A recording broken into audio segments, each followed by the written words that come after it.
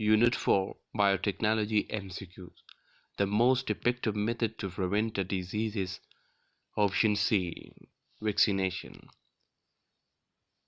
If a nitrogen fixing gene from cyanobacteria is successfully inserted in a plant root cell, option B is the correct one. Plant root will fix nitrogen.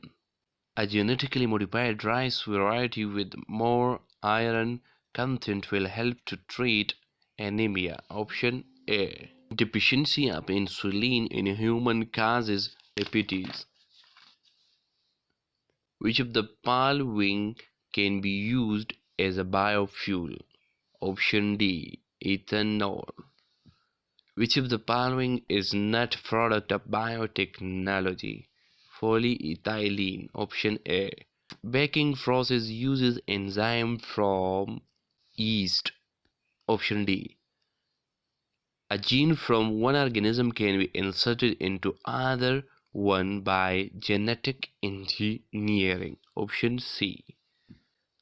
What could be the advantages of using microorganisms like bacteria to get useful product by genetic engineering? Bacteria grow at very fast rate. Option A. The best solution to hereditary diseases is gene therapy. Option D.